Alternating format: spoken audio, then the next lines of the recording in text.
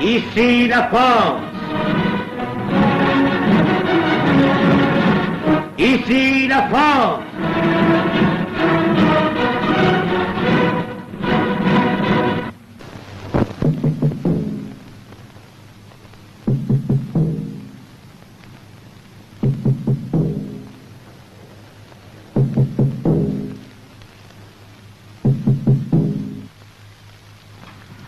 Ici Londres.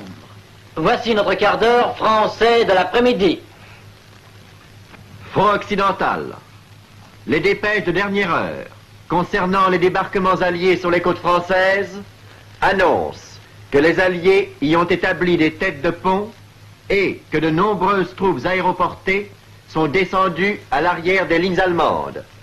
La plupart des batteries côtières ont été réduites au silence. Des pilotes en vol de reconnaissance déclarent que les Alliés avancent à l'intérieur des terres. Italie. De nouveaux éléments de la 5e armée franchissent le Tibre. En de nombreux endroits...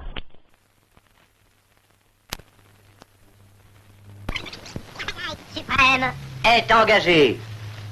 Après tant de combats, de fureur, de douleur, voici venu le choc décisif. Le choc tant espéré. Bien entendu, c'est la bataille de France et c'est la bataille de la France. D'immenses moyens d'attaque, c'est-à-dire pour nous de secours, ont commencé à déferler à partir des rivages de la vieille Angleterre. Devant ce dernier bastion de l'Europe à l'ouest, fut arrêtée naguère la marée de l'oppression allemande. Il est aujourd'hui la base de départ de l'offensive de la liberté.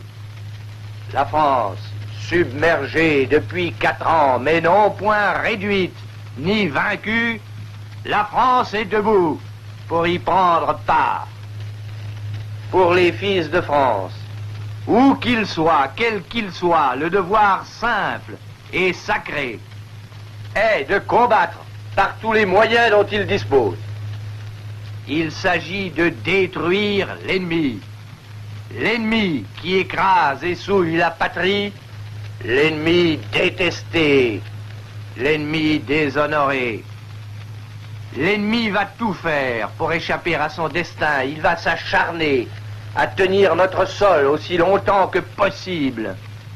Mais il y a beau temps déjà qu'il n'est plus qu'un fauve qui recule de Stalingrad à Tarnopol, des bords du Nil à Bizerte, de Tunis à Rome. Il a pris maintenant l'habitude de la défaite. Cette bataille, la France va l'amener avec fureur. Elle va l'amener en bon ordre. C'est ainsi que nous avons, depuis 1500 ans, gagné chacune de nos victoires. C'est ainsi que nous gagnerons celle-là en bon ordre. Pour nos armées de terre, de mer, de l'air, il n'y a point là de problème. Jamais elles ne furent plus ardentes, plus habiles, plus disciplinées. L'Afrique, l'Italie, l'océan et le ciel ont vu leur force et leur gloire renaissantes. La terre natale les verra demain. Pour la nation qui se bat, les pieds et les poings liés, contre l'oppresseur armé jusqu'aux dents, le bon ordre dans la bataille exige plusieurs conditions. La première est que les consignes données par le gouvernement français et par les chefs français qu'il a qualifiés pour le faire à l'échelon national et à l'échelon local soient exactement suivies. La seconde est que l'action menée par nous sur les arrières de l'ennemi soit conjuguée aussi étroitement que possible avec celle que mènent de front les armées alliées et françaises. Or, tout le monde doit prévoir que l'action des armées sera dure et sera longue. C'est dire que l'action des forces de la résistance doit durer pour aller s'amplifiant jusqu'au moment de la déroute allemande.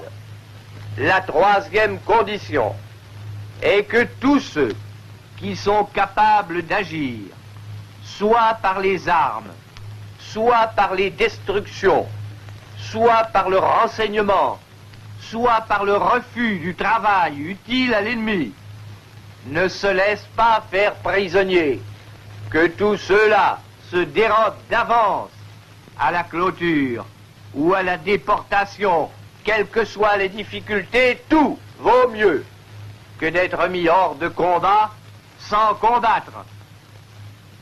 La bataille de France a commencé. Il n'y a plus dans la nation, dans l'Empire, dans les armées, qu'une seule et même volonté, qu'une seule et même espérance. Derrière le nuage si lourd de notre sang et de nos larmes, voici que reparaît le soleil de notre grandeur.